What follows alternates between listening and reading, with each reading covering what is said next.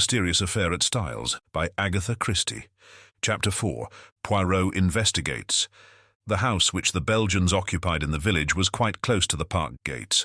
One could save time by taking a narrow path through the long grass, which cut off the detours of the winding drive, so I accordingly went that way. I had nearly reached the lodge when my attention was arrested by the running figure of a man approaching me.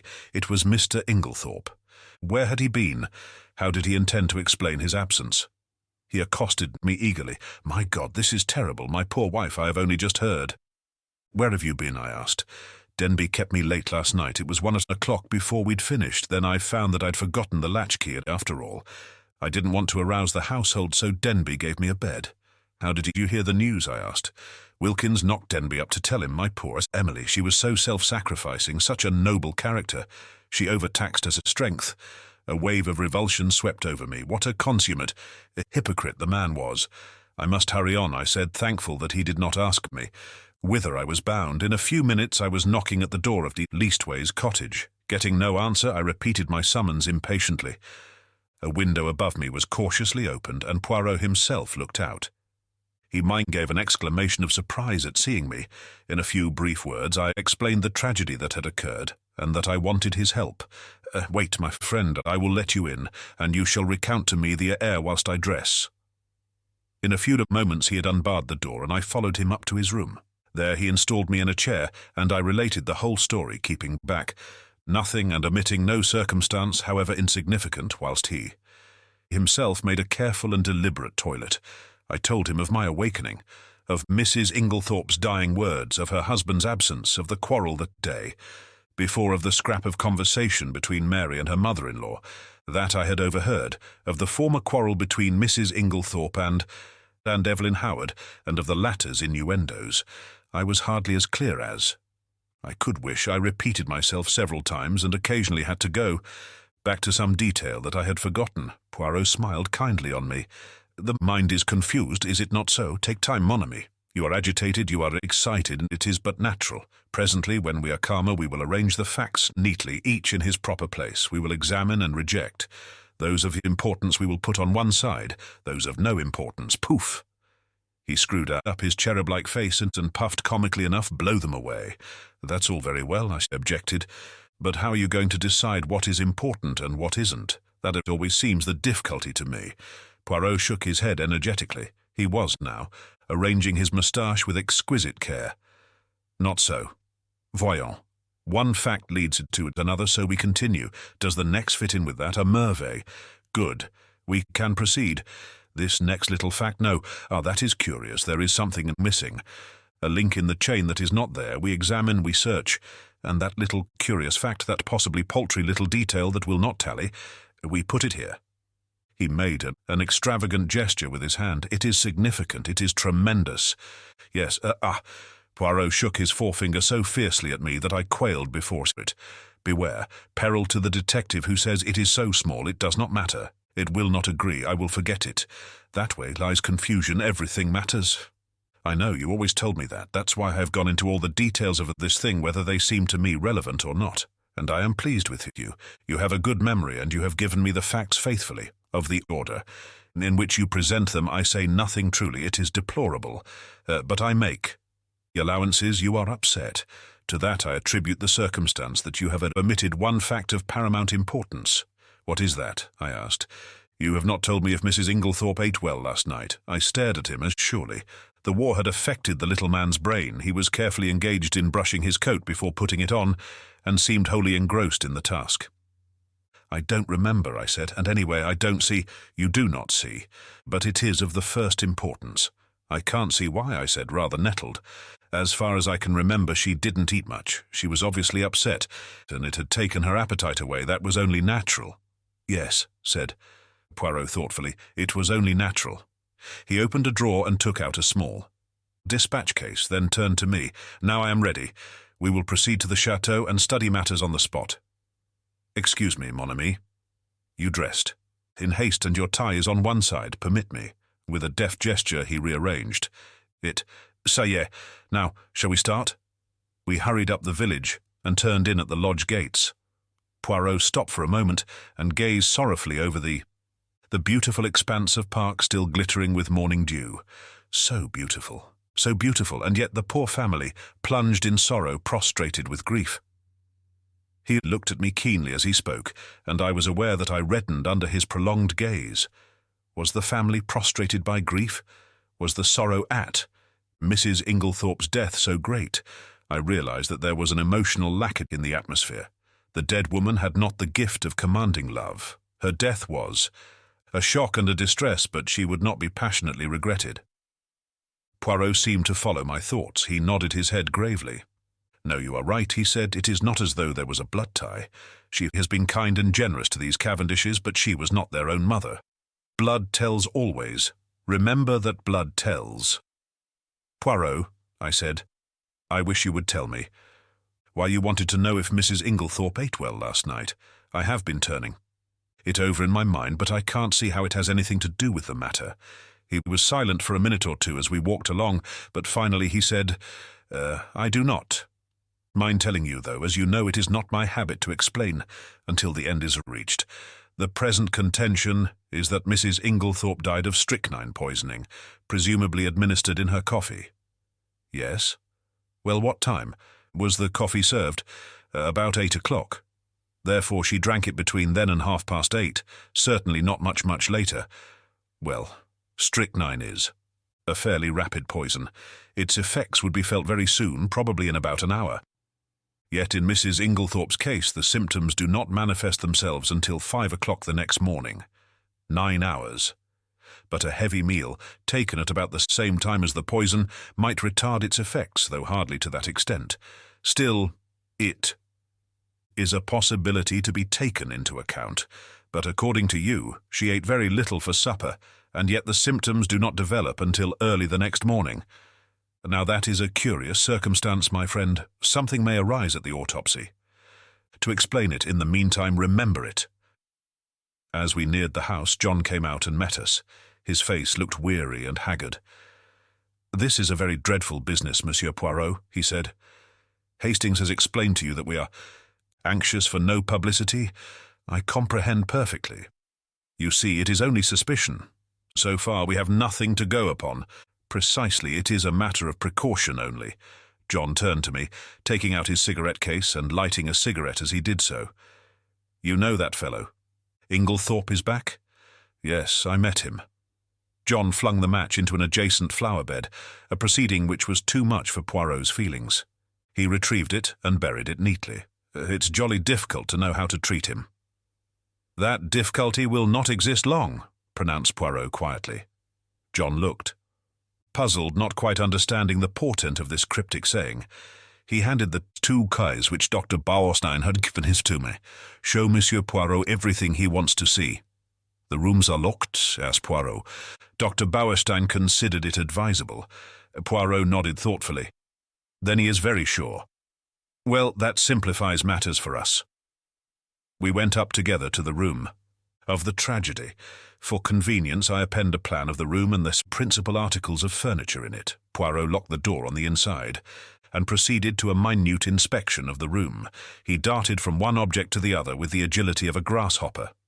I remained by the door, fearing to obliterate any clues. Poirot, however, did not seem grateful to me for my forbearance. "What have you, my friend?" he cried. "That you remain there like— how do you say it? Ah, yes, the stuck pig." I explained that I was afraid of obliterating any footmarks. "Footmarks? But what an idea! There has already been practically an army in the room. What footmarks are we likely to find?" "No, come here and aid me in my search. I will put down my little case until I need it." He did so on the round table by the window, but it was an ill-advised proceeding, for the top of it being loose, it tilted up and precipitated. The dispatch case on the floor.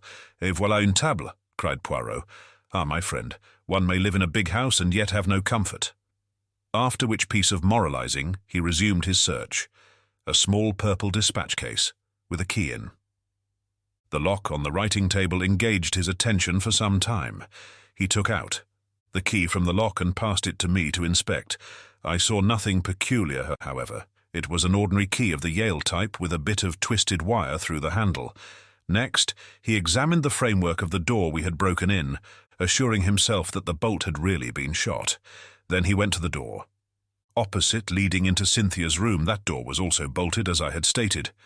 However, he went to the length of unbolting it and opening and shutting it several times. This he did with the utmost precaution against making any noise.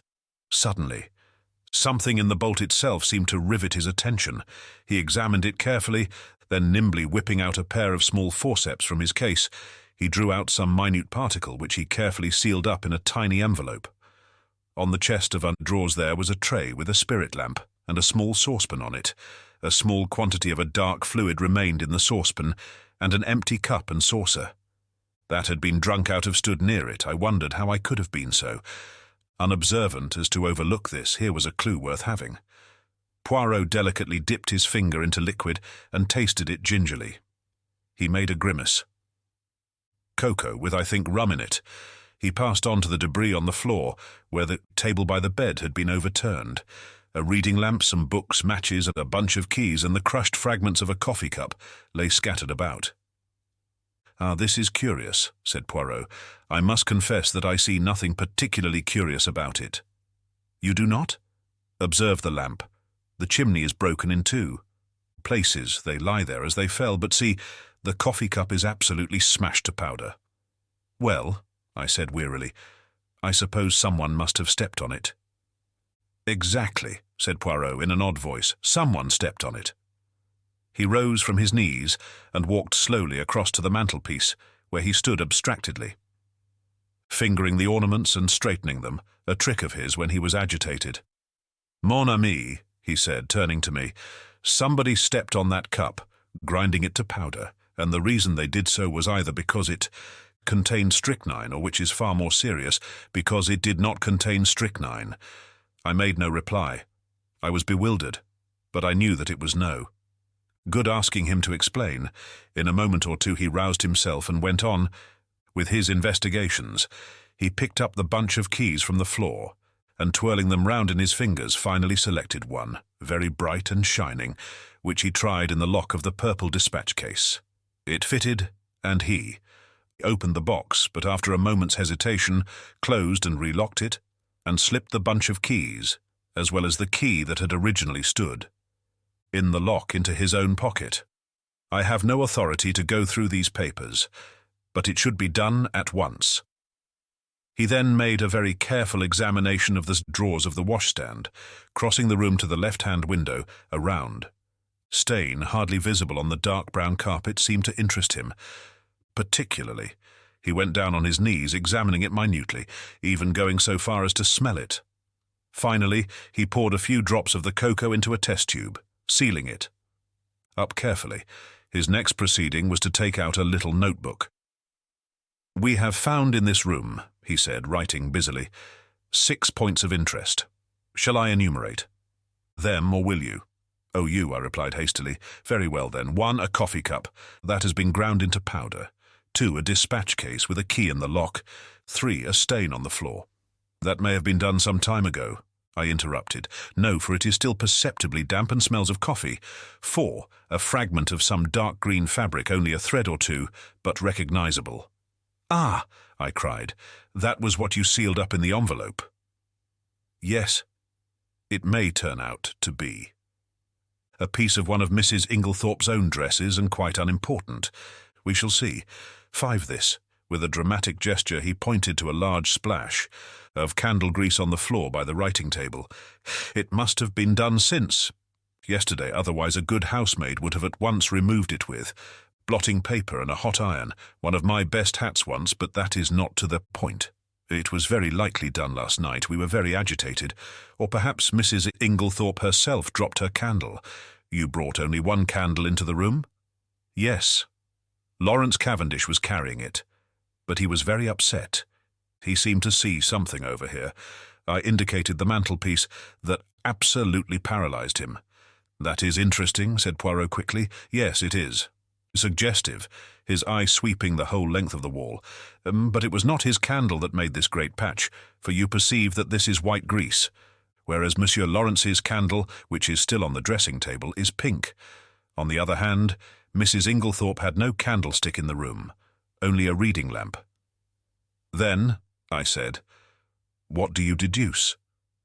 To which my friend only made a rather irritating reply, urging me to use my own natural faculties. And the sixth point? I asked. I suppose it is the sample of cocoa. No, said Poirot thoughtfully. I might have included that in the six, but I did not. No, the sixth point I will keep to myself for the present. He looked quickly round. The room. There is nothing more to be done here, I think, unless— He stared earnestly and long at the dead ashes in the grate. The fire burns and it destroys, but by chance there might be— let us see. Deftly, on hands and knees, he began to sort the ashes from the grate into the fender, handling them with the greatest caution. Suddenly he gave a faint exclamation. "The forceps, Hastings!" I quickly handed them to him, and with skill he extracted a small piece of half-charred paper. "There, mon ami," he cried. "What do you think of that?" I scrutinized the fragment. This is an exact reproduction of it. I was puzzled. It was unusually thick, quite unlike ordinary notepaper. Suddenly an idea struck me. "Poirot!" I cried. "This is a fragment of a will!" "Exactly." And I looked up at him sharply. "You are not surprised?" "No," he said gravely. "I expected it." I relinquished the piece of paper and watched him put it away in his case, with the same methodical care that he bestowed on everything. My brain was in a whirl. What was this complication of a will? Who had destroyed it? The person who had left the candle grease on the floor, obviously. But how had anyone gained admission? All the doors had been bolted on the inside. "Now, my friend," said Poirot briskly, "we will go. I should like to ask a few questions of the parlour-maid, Dorcas, her name is. Is it not?" We passed through Alfred Inglethorpe's room, and Poirot delayed long. Enough to make a brief but fairly comprehensive examination of it. We went out through that door, locking both it and that of Mrs. Inglethorpe's room as before. I took him down to the boudoir which he had expressed a wish to see, and went myself in search of Dorcas. When I returned with her, however, the boudoir was empty. "Poirot," I cried, "where are you?" "I am here, my friend." He had stepped outside the French window and was standing, and apparently lost in admiration, before the various shaped flower beds. "Admirable," he murmured. "Admirable, what symmetry! Observe that crescent and those diamonds, their neatness rejoices the eye. The spacing of the plants also is perfect. It has been recently done, is it not so?" "Yes, I believe they were. At it yesterday afternoon, but come in, Dorcas is here. Eh bien, do not grudge me a moment's satisfaction of the eye. Yes, but this air is more important. And how do you know that these fine begonias are not of equal importance?" I shrugged my shoulders. There was really no arguing with him if he chose to take that line. "You do not agree, but such things have been. Well, we will come in and interview the brave Dorcas." Dorcas was standing in this boudoir, her hands folded in front of her, and her grey hair rose in stiff waves under her white cap. She was the very model and picture of a good old-fashioned servant. In her attitude towards Poirot, she was inclined to be suspicious, but he soon broke down her defences. He drew forward a chair. "Pray be seated, mademoiselle." "Thank you, sir." "You have been with your mistress many years. Is it not so?" 10 years, sir." "That is a long time, and very faithful service. You were much attached to her, were you not?" "She was a very good mistress to me, sir." "Then you will not object to answering a few questions. I put them to you with Mr. Cavendish's full approval." "Oh, certainly, sir. Then I will begin by asking you about the events of yesterday afternoon. Your mistress had a quarrel." "Yes, sir, but I don't know that I ought—" Dorcas hesitated. Poirot looked at her keenly. "My good Dorcas, it is necessary that I should know every detail of that quarrel as fully as possible. Do not think that. You are betraying your mistress's secrets. Your mistress lies dead, and it is necessary that we should know all if we are to avenge her. Nothing can bring her back to life, but we do hope, if there has been foul play, to bring the murderer to justice." "Amen to that," said Dorcas fiercely. "And naming no names, there's one in this house that none of us could ever abide, and as ill as it was one." First he darkened the threshold. Poirot waited for her indignation to subside, and then, resuming his business-like tone, he asked, "Now, as to this quarrel?" What is the first you heard of it? Well, sir, I happened to be going along the hall, outside yesterday. What time was that? I couldn't say exactly, sir, but it wasn't tea time by a long way. Perhaps 4 o'clock, or it may have been a bit later. Well, sir, as I said, I happened to be passing along when I heard voices very loud and angry in here. I didn't exactly mean to listen, but, well, there it is. I stopped. The door was shut, but the mistress was speaking very sharp and clear, and I heard what she said quite plainly. "You have lied to me, and deceived me," she said. I didn't hear what Mr. Inglethorp replied. He spoke a good bit lower than she did, but she answered, "How dare you? I have kept you and clothed you and fed you. You owe everything to me, and this is how you repay me, by bringing disgrace upon our name." Again, I didn't hear what he said, but she went on, "Nothing that you can say will make any difference. I see my duty clearly. My mind is made up. You need not think that any fear of publicity or scandal between husband and wife will deter me." Then I thought I heard them coming out, so I went off quickly. "You are sure it was Mr. Inglethorpe's voice you heard?" "Oh, yes, sir. Whose else's could it be?" "Well, what happened next?" "Later I came back to the hall, but it was all quiet.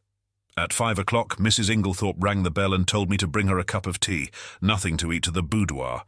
She was looking dreadful, so white and upset. 'Dorcas,' she says, 'I've had a great shock.' 'I'm sorry for that,' I says. 'You'll feel better after a nice hot cup of tea.' She had something in her hand. I don't know if it was a letter or just a piece of paper, but it had writing on it, and she kept staring at it, almost as if she couldn't believe what was written there. She whispered to herself as though she had forgotten I was there. These few words, and everything's changed. And then she says to me, 'Never trust a man, Dorcas, they're not worth it.' I hurried off and got her a good strong cup of tea, and she thanked me and said she'd feel better when she'd drunk it. I don't know what to do, she says. Scandal between husband and wife is a dreadful thing, Dorcas. I'd rather hush it up if I could." Mrs. Cavendish came in just then, so she didn't say any more. She still had the letter, or whatever. It was in her hand? Yes, sir. What would she be likely to do with it afterwards? Well, I don't know, sir. I expect she would lock it up in that purple case of hers. Is that where she usually kept important papers? Yes, sir. She brought it down with her every morning and took it up every night. When did she lose the key of it? She missed it yesterday at lunchtime, sir, and told me to look carefully for it. She was very much put out about it. But she had a duplicate key? Oh, yes, sir. Dorcas was looking very curiously at him, and, to tell the truth, so was I. What was all this about a lost key? Poirot smiled. Never mind, Dorcas. It is my business to know things. Is this the key that was lost? He drew from his pocket the key that he had found in the lock of the dispatch case. Upstairs, Dorcas's eyes looked as though they would pop out of her head. That's it, sir, right enough, but where did you find it? I looked everywhere for it. But you see, it was not in the same place yesterday as it was today. Now, to pass to another subject, had your mistress a dark green dress in her wardrobe? Dorcas was rather startled by the unexpected question. No, sir. Are you quite sure? Oh, yes, sir. Has anyone else in the house got a green dress? Dorcas reflected. Miss Cynthia has a green evening dress. Light or dark green? A light green, sir. A sort of chiffon, they call it. Ah, that is not what I want, and nobody else has anything green. No, sir. Not that I know of. Poirot's face did not betray a trace of whether he was disappointed or otherwise. He merely remarked, Good. We will leave that and pass on. Have you any reason to believe that your mistress was likely to take a sleeping powder last night? Not last night, sir. I know she didn't. Why do you know so positively? Because the box was empty. She took the last one 2 days ago, and she didn't have any more made up. You are quite sure of that? Positive, sir. Then that is cleared up by the way your mistress didn't ask you to sign any paper yesterday. To sign a paper? No, sir. When Mr. Hastings and Mr. Lawrence came in yesterday evening, they found your mistress busy writing letters. I suppose you can give me no idea to whom these letters were addressed. I'm afraid I couldn't, sir. I was out in the evening. Perhaps Annie could tell you, though she's a careless girl. Never cleared the coffee cups away last night. That's what happens when I'm not here to look after things. Poirot lifted his hand. Since they have been left, Dorcas, leave them a little longer, I pray you. I should like to examine them. Very well, sir. What time did you go out last evening? About 6 o'clock, sir. Thank you, Dorcas. That is all I have to ask you. He rose and strolled to the window. I have been admiring these flower beds. How many gardeners are employed here, by the way? Only 3 now, sir. 5 we had before the war, when it was kept as a gentleman's place should be. I wish you could have seen it then, sir. A fair sight it was, but now there's only old Manning and young William, and a new-fashioned woman gardener in breeches and such like. Ah, these are dreadful times. The good times will come again, Dorcas. At least we hope so. Now will you send Annie to me here? Yes, sir. Thank you, sir. How did you know that Mrs. Inglethorp took sleeping powders? I asked in lively curiosity, as Dorcas left the room. And about the lost key and the duplicate? One thing at a time. As to the sleeping powders, I knew by this. He suddenly produced a small cardboard box such as chemists use for powders. Where did you find it? In the washstand drawer in Mrs. Inglethorpe's bedroom. It was number 6 of my catalogue. But I suppose, as the last powder was taken 2 days ago, it is not of much importance. Probably not, but do you notice anything that strikes you as peculiar about this box? I examined it closely. No, I can't say that I do. Look at the label. I read the label carefully. 1 powder. To be taken at bedtime if required, Mrs. Inglethorpe. No, I see nothing unusual. Not the fact that there is no chemist's name. Ah, I exclaimed. To be sure, that is odd. Have you ever known a chemist to send out a box like that without his printed name? No, I can't say that I have. I was becoming quite excited, but Poirot damped my ardour by remarking, "Yet the explanation is quite simple, so do not intrigue yourself, my friend." An audible creaking proclaimed the approach of Annie, so I had no time to reply. Annie was a fine, strapping girl and was evidently labouring under intense excitement, mingled with a certain ghoulish enjoyment of the tragedy. Poirot came to the point at once, with a business-like briskness. "I sent for you, Annie, because I thought you might be able to tell me something about the letters Mrs. Inglethorpe wrote last night. How many were there? And can you tell me any of the names and addresses?" Annie considered. "There were 4 letters, sir. One was to Miss Howard, and one was to Mr. Wells, the lawyer, and the other 2 I don't think I remember, sir. Oh yes, one was to Ross's, the caterers in Tadminster. The other one I don't remember." "Think," urged Poirot. Annie racked her brains in vain. "I'm sorry, sir, but it's clean gone. I don't think I can have noticed it." "It does not matter," said Poirot, not betraying any sign of disappointment. "Now I want to ask you about something else. There is a saucepan in Mrs. Inglethorpe's room with some cocoa in it. Did she have that every night?" "Yes, sir. It was put in her room every evening, and she warmed it up in the night whenever she fancied it." "What was it? Plain cocoa?" "Yes, sir, made with milk with a teaspoonful of sugar and 2 teaspoonfuls of rum in it." "Who took it to her room?" "I did, sir." "Always?" "Yes, sir." "At what time?" "When I went to draw the curtains, as a rule, sir." "Did you bring it straight up from the kitchen, then?"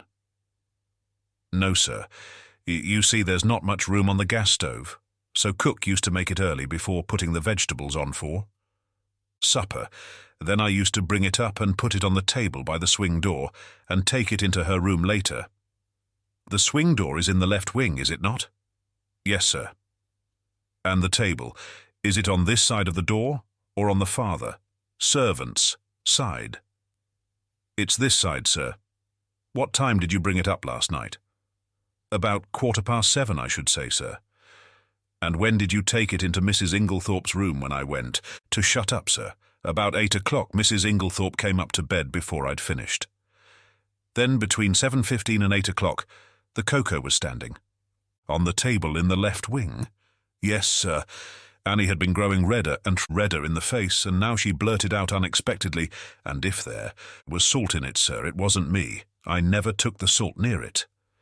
"What makes you think there was salt in it?" asked Poirot. "Seeing it on the tray, sir."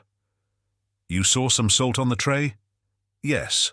Coarse kitchen salt, it looked. I never noticed it when I took the tray up, but when I came to take it into the mistress's room, I saw it at once, and I suppose I ought to have taken it down again and asked cook to make some fresh."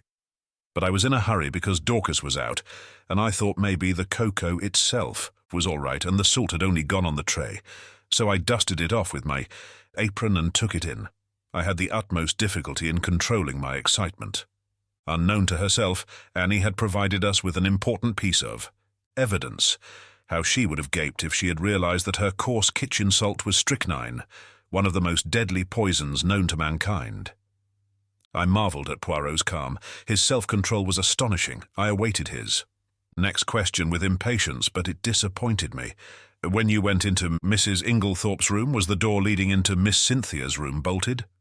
Oh, yes, sir, it always was. It had never been opened. And the door into Mr. Inglethorpe's room, did you notice if that was bolted too? Annie hesitated. I couldn't rightly say, sir. It was shut, but I couldn't say whether it was bolted or not. When you finally left the room, did Mrs. Inglethorpe bolt the door after you?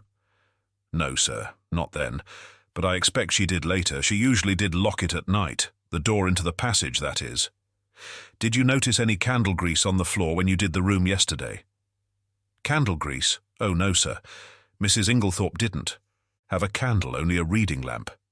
Then if there had been a large patch of candle grease on the floor, you think you would have been sure to have seen it?